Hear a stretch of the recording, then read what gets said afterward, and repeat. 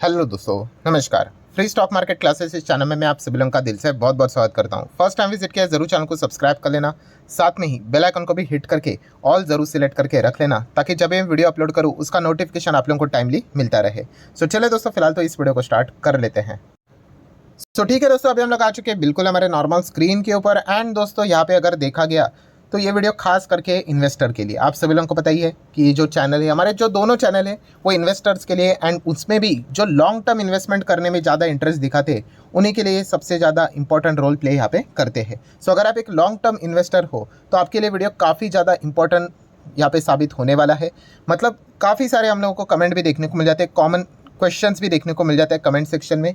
और किस चीज़ के चलते, सबसे इंपॉर्टेंट चीज़ क्या रहती है शेयर बाजार में, तो कौन सा शेयर यहाँ पे खरीदे, ठीक है। एंड शेयर खरीदने से पहले कौन सी क्या क्या चीज़ें यहाँ पे देखें, कौन से स्टेप्स को हम लोग यहाँ पे फॉलो करें, तो इससे रिलेटेड ये थोड़ा वीडियो हम लोग एडवांस लेवल की बात यहाँ पे करने वाले। इसके पहले भी मैं इस प्रकार के वीडियोस बना चुका, बट वो थोड़ा बेसिक लेवल पे था।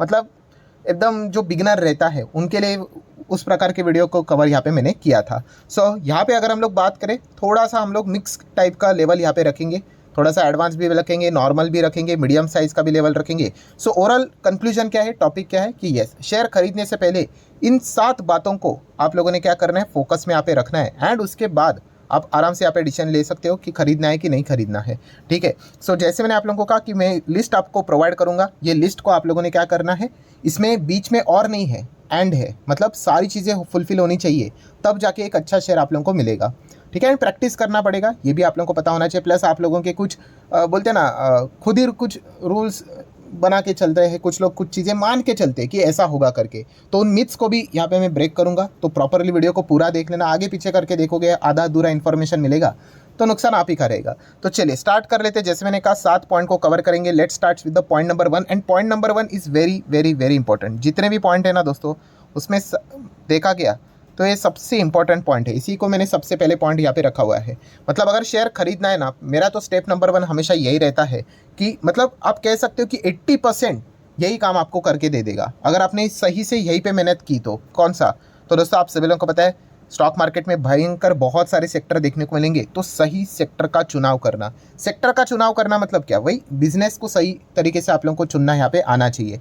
किसी भी अरे गहरे बिजनेस में नहीं जाना होता है, ये मैंने काफ़ी बार आप लोगों को बताया है। सबसे इंपॉर्टेंट चीज़ क्या होती है, बिजनेस की ग्रोथ। जिस बिजनेस में आप लोगों को एक्सपोनेंशियल ग्रोथ नजर आएगी, एबनॉर्मल ग्रोथ नजर आएगी, सुपर एबनॉर्मल ग्रोथ नजर आएगी, सुपर डुपर ग्रोथ नजर आएगी, ऐसे बिजनेस को पिक करना होता है। अगर आपने ऐसे बिजनेस को पिक किया, ऐसे सेक्टर को पिक किया, तो आपका 80% काम यहीं पे हो जाता है। अगर आपने दूसरा सेक्टर अगर पकड़ लिया जो एवरेज सेक्टर है, जो कि गलत तो बिल्कुल नहीं भी, बट वहाँ पे फिर आपको एवरेज ही रिटर्न मिलेंगे, एज सिंपल एज दैट। सो ये सबसे इंपॉर्टेंट काम होता है, और यहीं पे सबसे ज़्यादा आप लोगों ने एनर्जी खर्च करनी होती है, इन्वेस्ट करनी होती है। यहाँ पे दिमाग लगाना होता है कि भाई सबसे पहले तो सेक्टर चुन लो। सेक्टर के अंदर आप लोगों को बहुत सारे स्टॉक्स मिलेंगे, ठीक है। तो सही सेक्टर अगर आप चुन लेते हो, जो कि खास करके फ्यूचर ओरिएंटेड टाइप का अगर कोई सेक्टर रहेगा जिसमें ज़बरदस्त ग्रोथ रहते हैं, तो आपका 80% काम हो जाता है। बट अगर आपने सेक्टर ही गलत चुन लिया, तो फिर उसके बाद आप कितना भी अच्छा स्टॉक क्यों ना पिक कर लो, जिसमें दुनिया भर की अच्छी चीज़ें, छोटा मोटा ही रिटर्न बनेगा। तो इसीलिए ये पॉइंट आप लोगों को अच्छी तरीके से पता होना चाहिए। तो पहला, बिजनेस एकदम ज़बरदस्त आप लोगों ने पकड़ना यहाँ पे आना चाहिए। और जो हमारा दूसरा चैनल है SMKC, तो वहाँ पे तो मैं बिजनेस से रिलेटेड कितने डेली बातें आप लोगों को बताता हूँ, आपको अच्छी तरीके से पता ही है।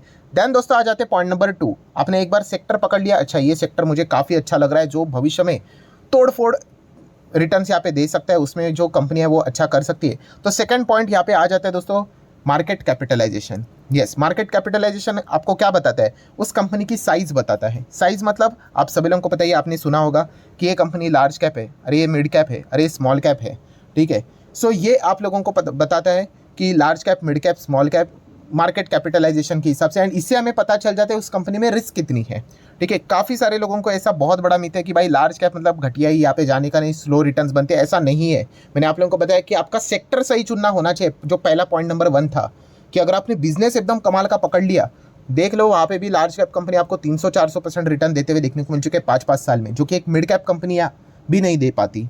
तो ये पहले आप लोगों को ये अच्छी तरीके से समझ में आना चाहिए। हाँ, अगर सेक्टर ही नॉर्मल है, बिजनेस ही नॉर्मल है, फिर लार्ज कैप भी क्या करेगा, वो आपको एवरेज ही रिटर्न देगा। इनफैक्ट ऐसे सेक्टर में मिड कैप भी नॉर्मल ही रिटर्न देते हैं।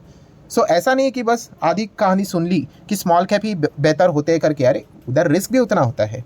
और जैसे मैंने कहा कि आपका सेक्टर अच्छा होना चाहिए। मैं आपको ऐसे कितने स्मॉल कैप दिखा दूंगा या फिर माइक्रो नैनो कैप भी दिखा दूंगा जो कि इतने रिटर्न्स नहीं जनरेट कर पाए। क्यों? क्योंकि वो सेक्टर ही थकेला है। थकेला सेक्टर में अगर आप जाओगे तो एवरेज ही रिटर्न्स बनने वाले हैं। वहाँ पे बड़ा प्लेयर ही देखा गया मुश्किल से 10-12% ही बना पा रहा है, तो छोटे प्लेयर्स भी कितना ही बना पा रहे होंगे। तो ये चीज़ें आपको समझ में यहाँ पे आनी चाहिए। तो ये सेकंड पॉइंट देखना यहाँ पे होता है। देन दोस्तों बात करेंगे पॉइंट नंबर 3। पॉइंट नंबर 3 क्या है? Yes, very important, promoter. Yes, आप चाहो तो थोड़ा बहुत कह सकते हो कि कंपनी के मालिक भी, ठीक है, जिन्होंने स्टार्ट किया था वो कंपनी में प्रमोटर ही यहाँ पे थे। तो इनके बारे में आप लोगों को इन्फॉर्मेशन पता होनी चाहिए। मैनेजमेंट के बारे में आप लोगों को इन्फॉर्मेशन पता यहाँ पे होनी चाहिए। अभी यहाँ पे आ जाते हैं सबसे फेवरेट क्वेश्चन की ओर कि सर कंपनी के मैनेजमेंट को कैसे स्टडी करें, या आप कहते हो प्रमोटर को हम कैसे जानें। तो देखिए दोस्तों, प्रमोटर मतलब कोई ऐसा टूल नहीं है, मतलब इंसान ही होते हैं, ठीक है। अभी इंसान का नाम है, मान लीजिए मिस्टर एक्स, ठीक है, तो जो भी उनका पूरा नाम रहेगा, mister X, mister Y, mister Z, what, तो उनके बारे में आप लोगों ने जितना हो सके गूगल करके सर्च करना है कि उस व्यक्ति के बारे में आपने उसका क्वालिफिकेशन देखना है, किसी कंट्रोवर्सी में अटके थे क्या, पहले कौन से कंपनी में थे, वहाँ पे उनका क्या रिकॉर्ड रहा है, ठीक है, ये सारी चीज़ें देखनी होती है। काफ़ी लोगों को ऐसा लगता है कि प्रमोटर एंड मैनेजमेंट का एनालिसिस मतलब कोई तो ऐसी हिडन वेबसाइट रहेगी कि वहाँ पे हम क्लिक करेंगे एंड लिख कर आएगा कि अरे प्रमोटर तो एकदम धूम धड़ाकेदार है। ऐसा नहीं होता है भाई, ये मिथ निकाल दो दिमाग से। आपको सर्च करना पड़ेगा, आपको देखना पड़ेगा कि कैसा वो प्रमोटर है करके, जो भी नाम होगा उसका आपको गूगल करके देखना पड़ेगा, आपको सारी चीज़ें मिलेगी। अच्छा, ये कंट्रोवर्सी में फंसा हुआ है, ये केस है इनके ऊपर, तो आपको पता चलेगा कि ये इनका रिकॉर्ड क्या रहा है करके, ठीक है। तो ये मेहनत का काम है, ये काफ़ी टफ काम होता है। कोई आप लोगों को गलत होप यहाँ पे नहीं दूंगा, काफ़ी आपको मेहनत करना पड़ेगा, बट इनिशियल स्टेज पे थोड़ा सा आप लोगों को तकलीफ होगा। एक बार आपको आइडिया आ गया तो फिर आप डेफिनेटली जो कंपनी के एकदम टॉप नॉच हम लोगों को प्लेयर्स देखने को मिल जाते हैं, चेयरपर्सन रहता है, चेयरमैन रहता है, सीईओ रहता है, सीएफओ रहता है, मैनेजमेंट में जो भी टॉप लेवल की व्यक्ति रहती है, ठीक है, प्रमोटर्स जो रहते हैं, उनके बारे में आपने गूगल करके सर्च करना है भाई। ऐसा गूगल करके भी आप चेक कर सकते हो, मिस्टर एक्स के आगे लिख सकते हो कोई फ्रॉड है क्या, ऐसा लिख लेने का, mister x fraud, mister x scam करके, जो भी उनका नाम रहेगा करके, ठीक है, और चेक कर लो। अगर कुछ रहेगा तो डेफिनेटली वो आप लोगों को शो करेगा ही करेगा। सो उस हिसाब से आप उसको फर्दर स्टडी यहाँ पे कर सकते हो करके। सो ये काफ़ी मेहनत वाला काम होता है एंड यहाँ पे काफ़ी सारे लोग आलस करते हैं, उनको लगता है कुछ तो शॉर्टकट होगा। कोई शॉर्टकट नहीं है मेरे भाई, ठीक है, ये आपको ही खुद से यहाँ पे स्टडी यहाँ पे करना पड़ेगा। बट ये वेरी इंपॉर्टेंट चीज़ है कि प्रमोटर मैनेजमेंट को आपको जानना पड़ेगा ही पड़ेगा। देन आ जाते हैं पॉइंट नंबर 4 के ऊपर, एंड वो है दोस्तों शेयर होल्डिंग पैटर्न। यस, जिस कंपनी के शेयर्स आप खरीदने जा रहे हैं उस कंपनी में शेयर होल्डिंग का पैटर्न क्या है वो आपको पूरी तरीके से देखना है। एंड शेयर होल्डिंग पैटर्न में आपको पता ही है, मोटा मोटी हम लोग को 3-4 चीज़ें देखने को मिल जाती है। कौन सा? प्रमोटर, इंस्टीट्यूशनल इन्वेस्टर जो कि एक एफआईआई है, एक डीआईआई है, गवर्नमेंट को थोड़ा आप चाहो तो कंसिडर कर लो, गवर्नमेंट कुछ कुछ कंपनीज में देखने को मिल जाती है, एंड देन रहता है पब्लिक। ये 4 ही बड़े कैटेगरीज देखने को मिल जाती है, पी, डी, एफ एंड एक पब्लिक का भी पी, ठीक है। सो इसको आप लोगों ने जरूर स्टडी यहाँ पे करना होता है। एंड अच्छी बात क्या होती है दोस्तों हमेशा कि पीडीएफ के पास अगर ज़्यादा शेयर रहेगा, तो पीडीएफ बोले तो P stands for promoter, D stands for domestic institutional investor, F stands for foreign institutional investor, इसको हम लोग बोलते हैं पीडीएफ। अगर इनके पास ज़्यादा माल है तो यूजुअली आप कह सकते हो कि वो कंपनी अच्छी हो सकती है। यूजुअली, ये कोई गारंटी नहीं है भाई, ऐसा होता तो बस ये एक ही फॉर्मूला बनाया जाता और शेयर खरीदे जाते, ऐसा नहीं है। हाँ, बट ये एक एडवांटेज वाला पॉइंट तो ज़रूर है, क्योंकि ये सबसे ज़्यादा वेल नोन ऐसे मतलब लोग हैं या फिर इंस्टीट्यूशन है जिनको सबसे ज़्यादा कंपनी के बारे में अच्छी इन्फॉर्मेशन, इंटरनल इन्फॉर्मेशन पता है, ठीक है। एंड पब्लिक अगर देखा गया भाई, इनको सबसे कम इन्फॉर्मेशन या फिर आखिर में सब कुछ पता चल जाता है। सो याद रखना, अगर पीडीएफ के पास बहुत ज़्यादा शेयर्स है, पीडीएफ मतलब प्रमोटर, डीआईएस, एफआईएस, 100% ही शेयर होते हैं, उसको अगर आप जोड़कर देख लो, अभी इस एग्जांपल में देखिए 60 है, 19 है, 15 है, अगर आप टोटली अगर ऐसे ही राउंडेड पकड़ लेते हैं, चलो 60, 20 कितना हो गया 80, और ये कितना 14, 18, मतलब 94 to 95% यही दबाकर बैठे हुए हैं भाई, मतलब डेफिनेटली कंपनी अच्छी होगी। एंड पब्लिक के पास देखिए कितना है, केवल 4.25%। सो आप अंदाज़ा लगा सकते हैं हाँ ये कंपनी अच्छी यहाँ पे हो सकती है करके। तो इस हिसाब से आप लोगों ने स्टडी करना यहाँ पे होता है। देन यहाँ पे देखा गया तो एक प्रॉब्लम भी आ जाता है। कौन सा प्रॉब्लम? कि काफ़ी सारे लोग क्या करते हैं कि प्रमोटर की होल्डिंग, अगर प्रमोटर ही यहाँ पे कम है, केवल 14% है, तो सीधा वो नकार देते कि कंपनी घटिया है करके। ऐसा नहीं भाई, चेक कीजिए बाकी लोग, ये देखिए इंस्टीट्यूशंस, ठीक है, इंस्टीट्यूशंस के पास 60-70% है। तो याद रखना पीडीएफ के पास ज़्यादा शेयर होना ये अच्छी बात होती है, ठीक है। प्रमोटर के पास नहीं है ना, तो देखो ना डीआईएस, एफएस, ऐसे कितने कंपनीज है जो प्रोफेशनली वेल मैनेज्ड होते हैं, मतलब वहाँ पे प्रमोटर ही जीरो होंगे। बहुत सारे एग्जांपल है, आईटीसी होगा, एक बार जोमेटो चेक कर लेना, आई गेस वो भी है, ठीक है। बहुत सारे बैंक्स आप लोगों को मिल जाएंगे, एलएनटी देखने को मिल जाएगा। सो क्या वो कंपनियां बर्बाद हो गई? अच्छा ही तो कर रही है। क्यों? क्योंकि वो प्रोफेशनली वेल मैनेज कंपनियां हैं, वहाँ पे इंस्टीट्यूशंस इन चीज़ों को कंट्रोल करते हैं। ठीक है, तो ये भी आप लोगों ने देखना है यहाँ पे होता है। एंड इसमें भी एक ट्विस्ट हम लोग को देखने को यहाँ पे मिल जाती है, उसका भी मैं एग्जाम्पल आप लोगों को देना चाहूँगा। ये थोड़ा सा ब्रेन ट्विस्टर है। कौन सा? थोड़ा सा आपको ज़्यादा हेवी पड़ सकता है, बट चलो जितना हो सके आप झेल लेना। तो कौन सा एग्जाम्पल है दोस्तों? नज़ारा टेक्नोलॉजी। आपको पता है, कोई रिकमेंडेशन नहीं है मेरे भाई, एग्जाम्पल दे रहा हूँ। अभी नज़ारा टेक्नोलॉजी का शेयर होल्डिंग पैटर्न देखिए। प्रमोटर 16, FIS 9, DIS भी 16-17%। मतलब अगर PDF अगर हम लोग कैलकुलेट करके देखें, ठीक है, तो मतलब कितना ही है रफली, अगर मैं यहाँ पे देखने जाऊँ तो 50% के नीचे देखने को मिला, और पब्लिक के पास 57 है। तो सीधा ये बोल दे कि अरे घटिया है कंपनी, नहीं नहीं, ऐसा नहीं करना है। इसका अर्थ ये है कि इस कंपनी में रिस्क भरपूर है, ये समझो। डायरेक्टली ये साइन नहीं मारने का कि भाई फ्रॉड है, धोखेबाजी, नहीं। वो कंपनी का नेचर ही वैसा है बिजनेस का, वहाँ पे रिस्क काफ़ी है। अभी ये कंपनी क्या है? ये ऑनलाइन गेमिंग से रिलेटेड काम करती है। आपको पता है ये सरकार पीछे पड़ा है, इनके GST BST लगा कर रखा हुआ है। तो ये चीज़ें देखने को मिल जाती है, मतलब इनको बिजनेस करना मुश्किल होने वाला है। तो इस चीज़ के चलते आप देख सकते हैं यहाँ पे शेयर होल्डिंग पैटर्न कम है। बट इसको ये मत बोलना कि फ्रॉड है, धोखेबाज है, नहीं नहीं, बट यहाँ पे रिस्क काफ़ी हायर लेवल का है। तो ये चीज़ों को समझो, ठीक है। तो ये मतलब बोलते हैं ना, थोड़ा सा ब्रेन ट्विस्टिंग वाला पॉइंट था। इनिशियल अगर आप बिगनर हो तो आपको ये समझने के लिए 4-5 साल गुजारना पड़ेगा मार्केट में, तब आपको समझ में आएगा कि मैं एग्जैक्टली क्या बोल रहा हूँ। जो मार्केट में 4-5 साल से ऑलरेडी वेल एक्सपीरियंस हो चुके हैं, उनको समझ में आ गया एग्जैक्टली मैं क्या बोल रहा हूँ करके। आ जाते हैं दोस्तों नेक्स्ट पॉइंट के ऊपर दोस्तों, और वो है प्रमोटर का होल्डिंग के साथ साथ प्रमोटर का प्लेजिंग भी आप लोगों ने जरूर थोड़ा बहुत स्कैन यहाँ पे करना चाहिए। ठीक है, अगेन सेम चीज़ कि प्रमोटर ने अगर शेयर्स अपने गिरवी रखे, इसका अर्थ ये नहीं कि सीधा उसको निगलेक्ट ही करने का, और इससे रिलेटेड कोई फॉर्मूला नहीं कि कितना परसेंटेज, 5% की, 20% की, 50%, बट जितना कम होगा उतना अच्छी बात है। मतलब आप कह सकते चलो 15-20% मैनेजेबल है, उससे ज़्यादा अगर गिरवी रख रहे हैं तो वो कंपनी को कुछ ज़्यादा ही रिस्क में लेकर जा रहे हैं। इसका अर्थ नहीं कि वो कोई धोखेबाजी कर रहे हैं। अभी होता है खास करके छोटे कंपनीज जब वो बिजनेस स्टार्ट करते हैं भाई, उनको तो लोन मिलता ही नहीं है। एंड अगर लोन चाहिए तो सबसे कीमती असेट उनसे मांगा जाता है, कौन सा? प्रमोटर से शेयर्स मांगे जाते हैं। तो छोटे कंपनीज को, काफ़ी छोटे कंपनीज आप देख सकते हैं, उनको अपने प्रमोटर के शेयर्स को प्लेज करवाना पड़ता है। तो ये भी एक थोड़ा सा टफ पॉइंट यहाँ पे होता है। बट जितना प्रमोटर की होल्डिंग प्लेजिंग कम रहेगी उतना अच्छा है, सिंगल डिजिट में रहेगा उतना अच्छा है, 10% के नीचे रहेगा उतना अच्छा है। तो ये भी पॉइंट चेक करना है। पॉइंट नंबर 5 के ऊपर अभी आने से पहले जरूर कहना चाहूँगा, अगर आपको वीडियो इन्फॉर्मेटिव लग रहा है तो जरूर इसको लाइक कर देना। काफ़ी सारे लोग वीडियो देखने के फ्लो में लाइक करना भूल जाते हैं, आपके लाइक के कारण मेरा भी मोटिवेशन बढ़ जाता है। चलो बढ़ते हैं दोस्तों, जैसे कहा कि पॉइंट नंबर 5 की ओर, एंड वो है दोस्तों balance sheet. Very very very important. अगर आप एक इन्वेस्टर हो, ठीक है, तो एंड अगर आप बैलेंस शीट देखते ही नहीं हो, मतलब आप शेयर मार्केट के प्लेयर ही नहीं हो भाई। आप जब कॉमर्स लेते हो, कॉमर्स स्ट्रीम का फर्स्ट जब स्टैंडर्ड जो स्टार्ट हो जाता है कॉमर्स स्ट्रीम की, अगर मैं बात करूँ, उसमें रहता है कि नहीं बैलेंस शीट सबसे इंपॉर्टेंट चीज़ रहती है भाई।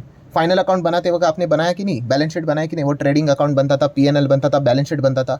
जो व्यक्ति आपको बैलेंस शीट ही नहीं बताता है भाई, वो इन्वेस्टर होगा ही नहीं, टाइम पास कर रहा होगा। लिटरली आप लोगों को बताना चाहूँगा, तो बैलेंस शीट पढ़ना आप लोगों को यहाँ पे आना चाहिए। And at least 3 important cheese balance sheet में पढ़ना आना चाहिए। कौन सी? एक है रिजर्व्स एंड सरप्लस, सेकंड है कर्जा, एंड तीसरा है कैश एंड कैश इक्विवेलेंट। ये सारी चीज़ें आपको कंपनी के बैलेंस शीट में मिल जाती है। देखिए, रिजर्व्स एंड सरप्लस, कंपनी का रिजर्व्स लगातार बढ़ना चाहिए, ये एक अच्छी बात रहती है। देन कर्जे की बात करें, 2 टाइप के कर्जे होते हैं। एक होते हैं LTB, लॉन्ग टर्म बोरिंग, ठीक है, वो भी देखा गया, कम रहेगा तो अच्छा है। ज़्यादा है तो इसका अर्थ ये नहीं कि भाई सूली पे चढ़ा दो कंपनी को कि खराब है करके, नहीं। कर्जे क्यों लिए जाते हैं? कंपनी के बिजनेस को बढ़ाने के लिए। अगर कंपनी अपने बिजनेस को बढ़ाकर अच्छा प्रॉफिट जनरेट कर पा रही है तो हमें कोई दिक्कत नहीं है। बट अगर कंपनी का कर्जा बढ़ रहा है एंड अगर प्रॉफिट नीचे जा रहा है तो एक खतरे की घंटी है, तो वो हम लोगों को देखना पड़ेगा। देन एक शॉर्ट टर्म बोरिंग भी रहता है। शॉर्ट टर्म बोरिंग क्या बताता है आपको? STB, कि 1 साल के भीतर भीतर कितना पैसा देना है करके। तो ये इतना इंपॉर्टेंट तो रहता है, बट ज़्यादा इंपॉर्टेंट LTB रहता है, long term boring. And then रहता है कैश एंड कैश इक्विवेलेंट। ये देखिए, तो ये बताता है कंपनी के पास लूज कैश कितना है, तो 65 के आसपास ये बैलेंस शीट में देखने को मिल रही है। तो ये एक इंपॉर्टेंट एस्पेक्ट है, इसको देखना होता है। देन पॉइंट नंबर 6 कौन सा? PNL, profit and loss statement. ठीक है, कोई भी कंपनी अगर आप ओपन करके देख लें, जैसे कि एक कंपनी मैंने ओपन की है, यहाँ पे आप देख सकते हैं, ये देखिए आपको क्या मिल रहा है, यहाँ पे बैलेंस शीट भी मिलेगा, PNL मिलेगा। चलो मैं क्लिक कर लेता हूँ, profit and loss statement open हो चुका है। तो यहाँ पे देखना है कि कंपनी की सेल्स कितनी हुई है, कितना ग्रोथ है सेल्स में, ऑपरेटिंग प्रॉफिट, कामकाजी मुनाफा कितना है वो चेक करना है आप लोगों ने, उसके मार्जिन्स देखने हैं। देन नेट प्रॉफिट देखना है, एंड सबसे इंपॉर्टेंट आखिर वाला EPS, अर्निंग्स कितनी यहाँ पे बढ़ रही है पर शेयर के हिसाब से, ये सबसे इंपॉर्टेंट रहता है, याद रखना। अगर आप पूछोगे ना PNL में इंपॉर्टेंट क्या है, तो सबसे इंपॉर्टेंट EPS रहता है, प्रॉफिट से भी ज़्यादा ऑब्वियसली ना, क्योंकि पर शेयर के हिसाब से वो कैलकुलेट किया जाता है। सो EPS देखना है कि EPS कितना, अर्निंग कितना ग्रो हो रहा है। ये जितना ज़्यादा बढ़ेगा उतना PE रेशो आपका नीचे होकर शांत हो जाएगा। तो ये वाला एक पॉइंट भी आप लोगों ने देखना है, यहाँ पे होता है। टाइम लगेगा समझने के लिए, अगर आप बिगिनर हो तो प्रैक्टिस से ही ये सारी चीज़ें संभव होती है। एंड आखिरी 7 नंबर पॉइंट की बात करें तो दोस्तों कंपनी के क्लाइंट्स। यस, अगर कंपनी बिजनेस कर रही है तो उनके कस्टमर कौन है। बड़े बड़े कस्टमर होंगे तो कंपनी पोस्टर छापेगी, भाई हमारा क्लाइंट तो अदानी है, बिरला है, टाटा है, गोदरेज है, किर्लोस्कर है। आप समझ रहे हो यहाँ पे। तो ये एक एडवांटेज वाला पॉइंट होता है। इधर भी काफ़ी सारे लोग गलती कर लेते हैं कि यहाँ पे सिर्फ क्लाइंट देखते हैं और शेयर खरीदने का विचार करते हैं। अरे बाबा, वो ऐसा नहीं करना है। आपको ये सातों के सातों चीज़ें देखनी होती है। और अगर आपको एक ही पार्ट देखकर अगर जाना ही है तो मैं ऑलरेडी एक्सप्लेन कर चुका। पॉइंट नंबर 1 देखकर आप वो दाव खेल सकते हो, जहाँ पे मैंने आपको बताया कि 80% चीज़ें वर्क करती है। कौन सा पॉइंट नंबर 1? यस, अच्छा सेक्टर चुनना। अच्छा सेक्टर मतलब फ्यूचर ओरिएंटेड सेक्टर चुनना। सो ये पॉइंट आपको पता होना चाहिए। काफ़ी लोग ये गलती करते हैं, सिर्फ क्लाइंट देखते, सर इसके क्लाइंट देखिए क्या बढ़िया क्लाइंट्स है। अरे ठीक है मेरे भाई, क्लाइंट तो है, बट बाकी की चीज़ों कौन देखेगा? बिजनेस कैसा है, सेक्टर कैसा है। अगर एवरेज नॉर्मल वाला सेक्टर है, स्टिकर चिपकाने का काम लगा कर रखा हुआ है, तो वहाँ पे बड़े बड़े क्लाइंट्स लेकर क्या करोगे? 2-3 रुपया लेकर। तो ये भी चीज़ पता होनी चाहिए। तो ये एक एडवांटेज वाला पॉइंट है, बट ये ओनली पॉइंट नहीं होना चाहिए कि बस वो देख लिया और मैंने डिसाइड कर लिया कि शेयर खरीदूंगा करके। तो ये सारी चीज़ों को समरी करके अगर मैं कहूँ, ठीक है, 7 पॉइंट आप लोगों ने क्या करने हैं दोस्तों। कोई भी शेयर खरीदने से पहले यहाँ पे इनको स्टडी करना है। Very very very important. Promoter को देखना है, बैलेंस शीट को देखना है, पीएनएल को देखना है, क्लाइंट को भी देखना है। पहला तो सेक्टर को देखना है, ठीक है। देन जो भी चीज़ें मैंने अभी आप लोगों को यहाँ पे बताई है, A to Z जितनी भी, उन सब के ऊपर आप लोगों का अच्छा खासा ध्यान यहाँ पे होना चाहिए, ठीक है। PDF क्या है, ये क्या है, वो क्या है, ठीक है, प्लेज है कि नहीं है, कितना है करके, ये सारी चीज़ों को फोकस में रखने के बाद आप यहाँ पे डिसीजन ले सकते हो। हाँ, इनिशियल स्टेज पे काफ़ी हैवी लगेगा, बट मैं अगेन कह रहा हूँ, जैसे आपने साइकिल सीखना पहली बार स्टार्ट किया था, गाड़ी सीखना स्टार्ट किया था, स्विमिंग करना स्टार्ट किया था, एक दिन में आया था क्या? नहीं। तो पहले कैसे होता था, पहले हम छोटे थे ना तो मज़ा आता था ये करने के लिए। अभी कैसे, पेशेंस नाम की चीज़ ही नहीं रही। 4 दिन में कुछ तो जड़ी बूटी खिला दो, ठीक है, और फटाफट रिजल्ट यहाँ पे आना चाहिए। तो ऐसा तो यहाँ पे होने वाला है नहीं, आपको टाइम देना पड़ेगा। आप एक बार टाइम दे दो, एक बार आपको ग्रिप यहाँ पे लग गई, लाइफ टाइम आप गाड़ी कैसे चला गया अभी एक बार सीखने के बाद आता है ना, तो वैसा ही एक बार सीख गए मार्केट तो फिर आप लाइफ टाइम यहाँ पे सीखते ही रहोगे, आगे यहाँ पे बढ़ते ही रहोगे। सो आशा करता हूँ दोस्तों वीडियो हेल्पफुल लगा होगा। तो चाहो तो इसको लाइक एंड शेयर कर सकते हो। एंड हम सभी का एक और चैनल है, आपको बताइए, SMKC करके। तो ओरिजिनल चैनल को अगर आपने अभी तक फॉलो नहीं किया तो ज़रूर करना। 1.86 मिलियन वाला चैनल है। ऐसे ढेरों सारे फेक चैनल्स आपको मिलेंगे, सेम लोगों के साथ, सेम नाम के साथ, जो टाइटल भी सेम रखते हैं, थंबनेल भी सेम रखते हैं। ऐसे चैनल से बच के रहना, वरना आप बर्बाद यहाँ पे हो सकते हो। सो वीडियो पसंद आया होगा तो जाते जाते अगेन रिमाइंडर देना चाहूँगा, ज़रूर लाइक एंड शेयर कर देना। मिलते हैं अगले वीडियो में, तब तक के लिए बाय बाय।